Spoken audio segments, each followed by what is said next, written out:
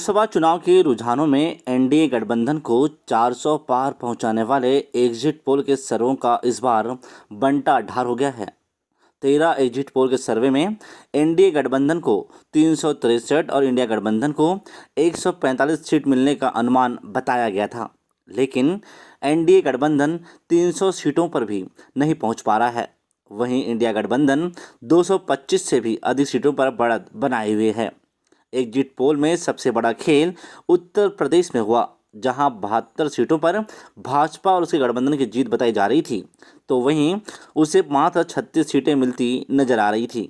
तो वहीं आपकी जानकारी के लिए बता दें कि 18वीं लोकसभा चुनाव के नतीजे आ गए हैं। भाजपा को 240 सीट मिली है, जो बहुमत के आंकड़े से 32 सीट कम है।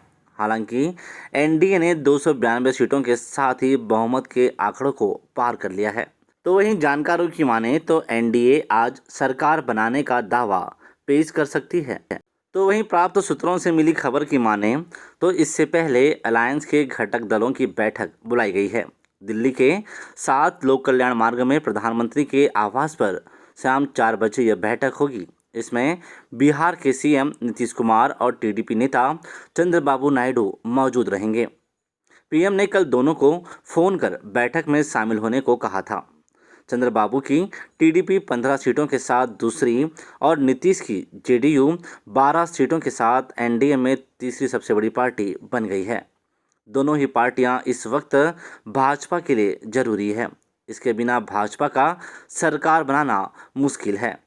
बिहार के सीएम नीतीश कुमार सुबह 11 बजे पटना से दिल्ली रवाना हो गए हैं। नीतीश जिस फ्लाइट से दिल्ली जा रहे हैं उसमें आरजेडी नेता तेजस्वी यादव भी सवार हैं। तेजस्वी इंडिया ब्लॉक की बैठक में शामिल होने के लिए जा रहे हैं, जिसकी बैठक शाम 6 बजे होगी। तो वहीं प्राप्त जानकारी की माने तो नीतीश के अलावा एनडीए की बैठक में लोजपा रामविलास अध्यक्ष चिराग पासवान और सुप्रीमो जीतन राम मांझी भी शामिल होंगे। चंद्रबाबू नायडू थोड़ी देर में दिल्ली के लिए निकलेंगे। उन्होंने प्रेस कॉन्फ्रेंस में इसकी जानकारी भी दी है। तो वहीं कल लोकसभा चुनाव के परिणाम जो आए हैं उसके बारे में अगर बात करें तो देश ने ऐसे चौंकाने वाले परिणामों का नज़ारा देखा कि सारे सर्वे ध्वस्त हो गए। 400 पार का दावा करने वाले एनडीए गठबंधन को इस बार 300 सीटों तक पहुंचने के लिए लाले पड़ गए हैं।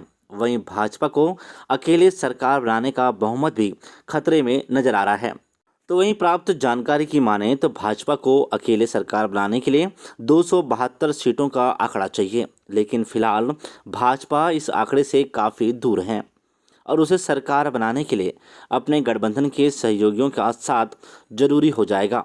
ऐसे में देश में यूपीए गठबंधन की सरकार के बाद एक बार फिर बैसाखी सरकार का दौर नजर आएगा।